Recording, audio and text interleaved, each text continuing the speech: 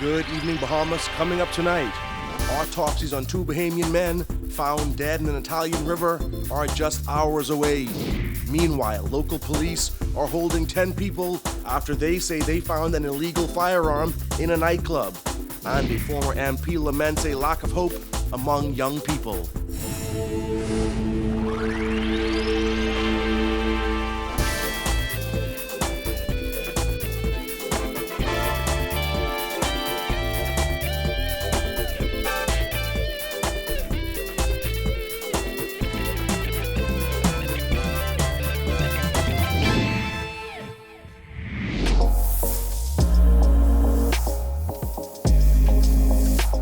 Our news is brought to you by Alive.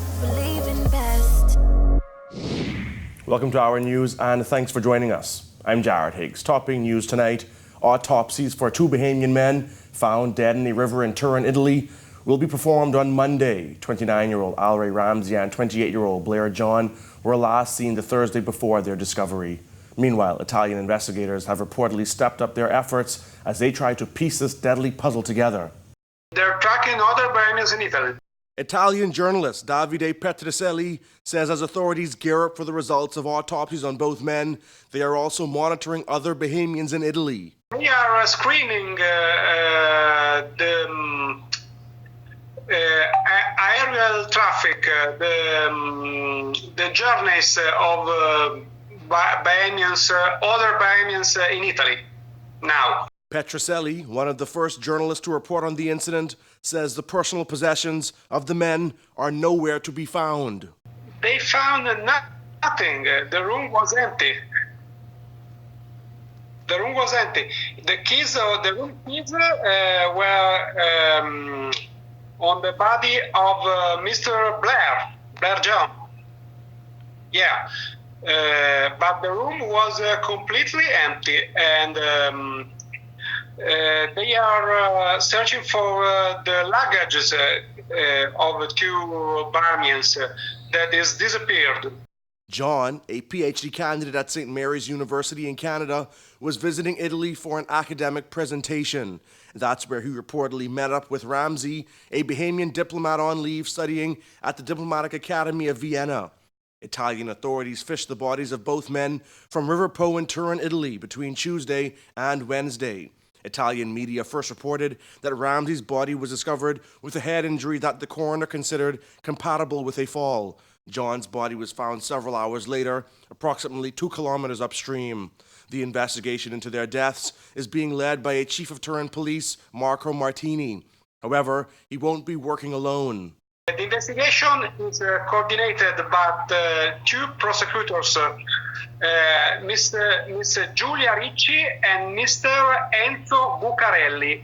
According to Petrocelli, authorities also have had a look at surveillance footage. The autopsy, we will find the substance they have in their bodies, but also if they had the wounds not seen at the moment by the medicine, okay?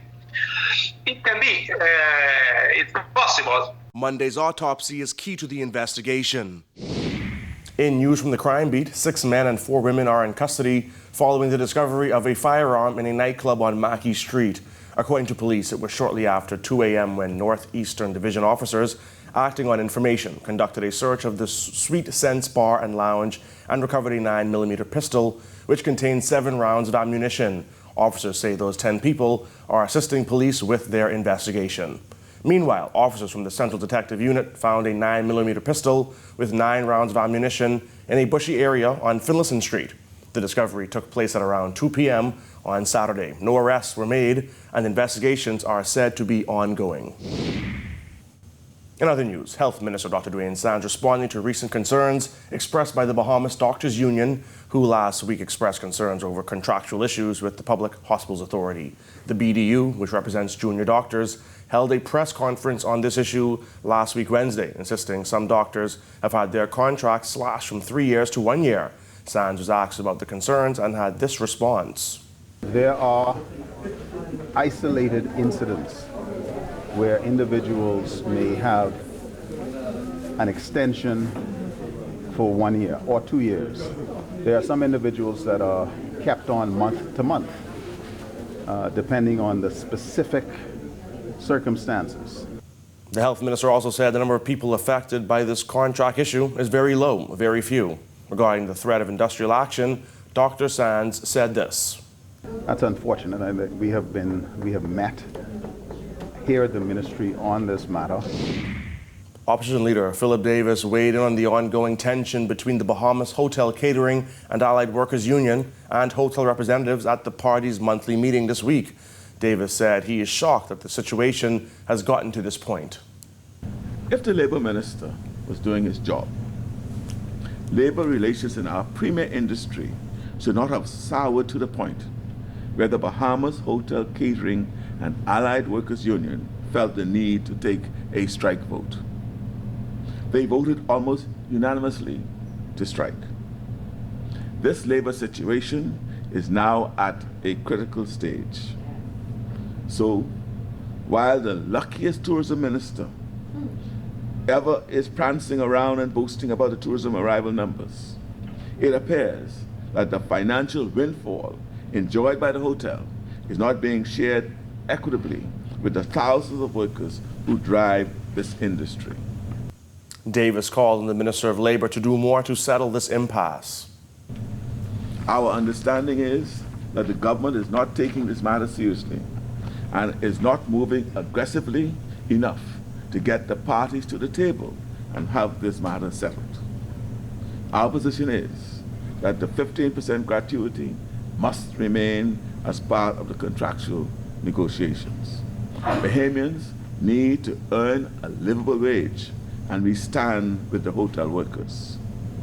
We call on the Minister of Labour to do more to settle this impasse. Still to come on our news, the acting Labour Director weighs in on a few other union issues. Stay tuned.